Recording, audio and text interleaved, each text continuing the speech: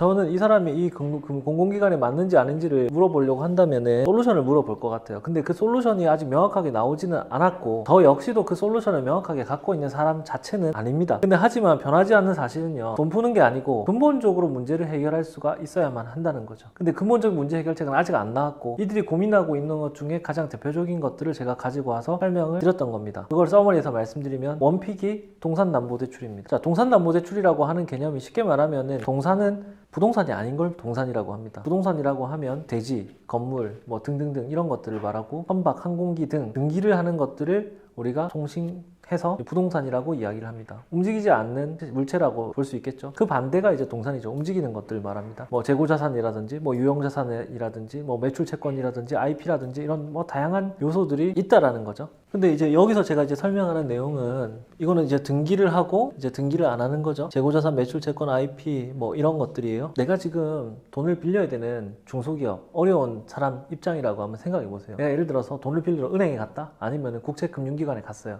당연히 그 의사결정을 미시적으로 봤었을 때 금리를 낮추고 싶겠죠. 대출을 받으러 오는 사람은요, 딱 두 개밖에 안 물어요. 얼마까지 땡겨줄 거냐, 금리 얼마 해줄 거냐, 진짜 두 개만 관심이 있어요. 그러면 여러분이 당연히 미시적으로 의사결정을 할 때는 금리를 낮추고 싶겠죠.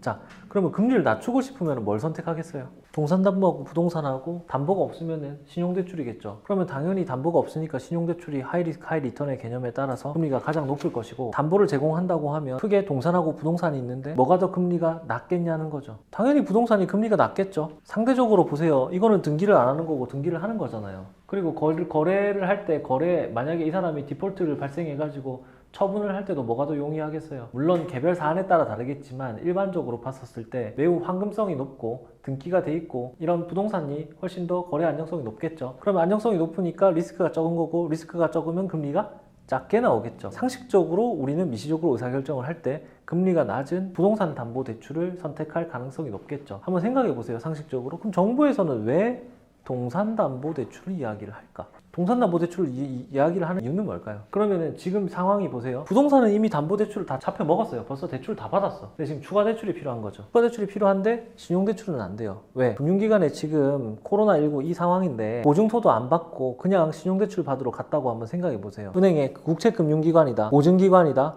은행이다, 시중은행이다, 갔어요. 대출해 줄 거예요. 이 사람이 갚을 것 같아? 갚을 수 있다라고 확신이 듭니까? 보증할 수 있습니까? 공장을 둘러봤어요. 보통 제조업들이 많으니까. 아니면 유통업들은 재고자산 쌓인 게 많아요. 코로나 때문에 턴오버가 안 돼가지고 그렇지. 쌓여 있단 말이에요. 그럼 그걸 보고 어떻게 하겠어요? 아, 이것도 재산인데, 돈인데 이거 어떻게 융통이 안 될까?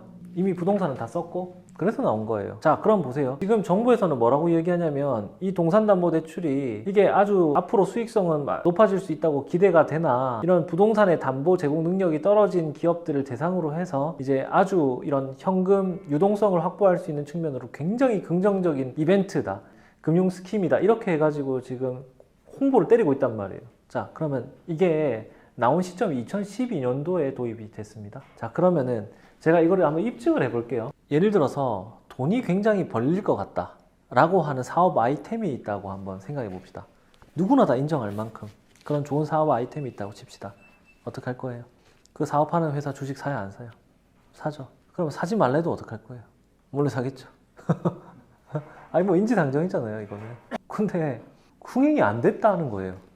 여러분은 금융공공기관에 들어가려고 이때까지 알아봤다가, 예를 들어 작년까지 어떻게 했어요? 잘 몰랐거든, 솔직히. 그러면 우리가 예를 들어 진짜 국제금융기관에 들어가기 위해 가지고 이렇게나 신문을 보고 열심히 하는 사람들인데 이걸 잘 몰랐다. 이건 흥행을 하지 못했다는 걸 의미하겠죠. 왜 그랬을까? 이유는 없어요. 한 개밖에 없어요. 매력적이지 않다는 거죠. 투자자 입장에서 봤을 때.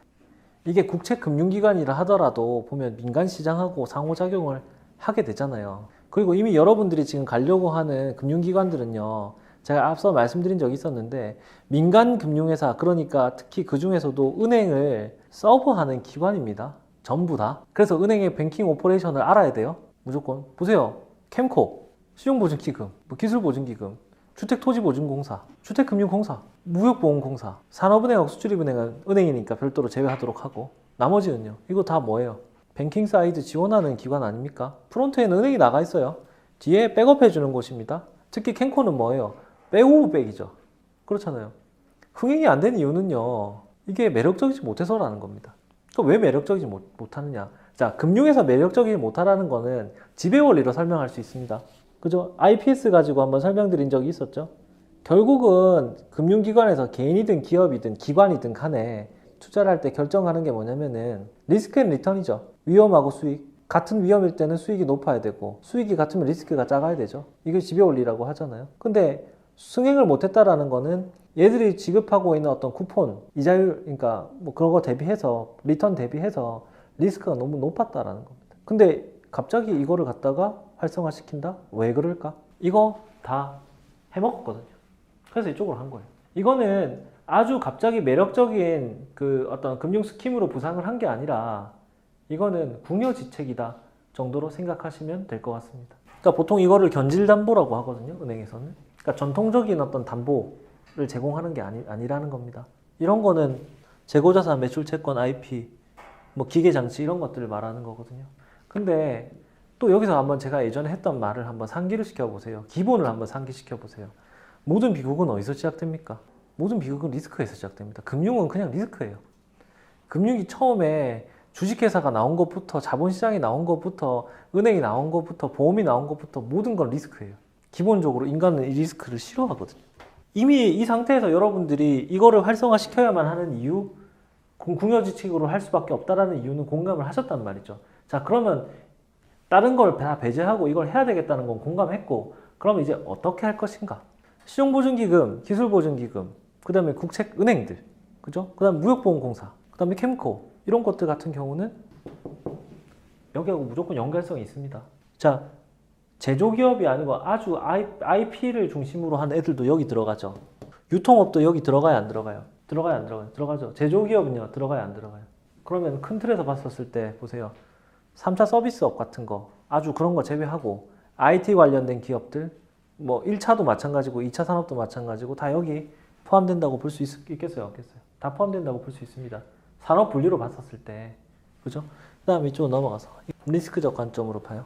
이 동산담보라고 하는 거는요, 자, 이 재고자산을 한번 사례로 한번 들어보면은, 자, 이거는 앞에 영상 촬영한 게 있으니까 더 보면 되는데 리뷰를 한다고 보시면 돼요. 포도주, 뭐 와인하고 양모, 치즈 이런 게 재고자산이 있습니다. 자, 내가 실무자 입장에서 지금 캠코 담당자예요. 인수를 해야 될 거 아닙니까? 신보기보예요. 인수해야 되죠. 산업은행이에요. 인수해야 되죠. 이걸로 대출을 하거나 보증을 하거나 뭐 해야 될 거예요. 아니면 자산을 이제 취득하거나 NPL 같은 걸 취득하거나 여러분이 CPA를 따고 CFA를 공부하고 FRM을 공부하면은 포도주 와인 가격의 변동을 추정할 수 있습니까? 저기 부산 앞바다 가가지고 저거 냉동창고가 있는데 거기 고등어가 엄청 쌓여 있어요. 고등어 얼마인지 알아요? 고등어 가격이 한 달 뒤에 어떻게 될지 알아요? 네? 치즈는요? 뭐 네덜란드에서는 치즈도 한대요. 비극적인 일이 생기는 거죠. 정부에서 지금 이걸 하래요. 궁여지책으로. 담당자는 지금 당장 갖고 오는 게 이제 이런 거예요. 밸류에이션을 하는 거, 리스크가 큰 문제를 해결하기 위해서 얘들이 뭘 했다? 감정평가법인 풀을 만들어가지고 관리한대요. 그리고 이거를 공부에 등록된 게 아니기 때문에 등기가 안 돼 있기 때문에 이거 DB를 만든대요. 근데 재고자산 이 DB를 만든다 한들 턴오버가 되는데 특히 농산물이나 수산물 같은 경우는 미트 이런 건 턴오버가 굉장히 높은데 이거 실시간으로 관리돼야 안 돼요. 그러니까 실무자 입장에서는 아니 가치평가도 힘들고 담보자산으로 설정하고 나서 관리도 힘들고 모든 게 낭패라는 거죠. 근데 지금 전부 다 얘기하고 있는 거예요. 자, 그럼 보세요. 여기에 대한 솔루션을 여러분들이 생각을 하셔야 됩니다. 그럼 보세요. 우리가 지금 중소기업들이 어렵기 때문에 동산담보대출을 해야 되는 상황이다. 근데 동산담보대출 같은 경우는 할 때 처음에 밸류에이션 하기도 어렵고 동산 자산을 관리하기도 매우 어렵다. 그러면 크게 봤었을 때 처음에 대출을 하거나 인수를 할 때 그 시점에서 역선택을 방지하기 위해서는 우리는 어떻게 해야 되며 그 다음에 사후적으로 모럴 해저드나 이런 것들을 방지하기 위해 가지고 우리는 어떤 조치를 할 수 있는가에 대해 가지고 발표를 해보세요. 논술을 하세요. 토의를 해보세요. 라고 얘기를 했어요. 어떻게 될까요? 어떤 비극적인 일이 벌어질까요? 답이 안 나오는 겁니다. 제가 이거를 이미 과거에 2018년도에 영상을 찍어놨어요. 근데 그 해에 나왔어요. 이게 나왔어요. 은행 토의에 나왔어요. 당연히 동산담보대출을 들어본 일이 없을 겁니다. 뭐 면접 같이 보던 사람 중에 뭐 세무사도 있었고 여러 명 있었어요. 모른다니까 이거는 그냥 세무의 영역이 아니에요. 그냥 아예. 그냥 개념이라도 이해하고 있었던 친구들 같은 경우는 굉장히 수월하게 얘기를 할 수가 있었겠죠. 그럼 제가 이거에 대한 전문가는 아닙니다. 그리고 이 얘기는 전문가는 아니지만 저는 그러면은 뭐에 관심이 있었느냐. IoT나 이런 기술을 이용해 가지고 금융의 접목을 어떻게 할 것인가, 그럼 그걸 고민했던 사람이에요. 왜냐면 부서 자체가 여기서 뭐 전략 기획을 하거나 아니면 신상품을 기획했던 게 아니라, 여신 상품을 기획했던 게 아니라 IoT를 가지고 금융이 어떻게 접목시킬지 이걸 고민했단 말이죠. 그때 이게 있었어요. 그리고 이 내용들은 우리가 신용보증기금하고 기술보증기금 자소서 쓸 때도 이 내용들이 나와 있어요. IoT를 가지고 담보자산 관리를 해야 된다고. 자, 보세요.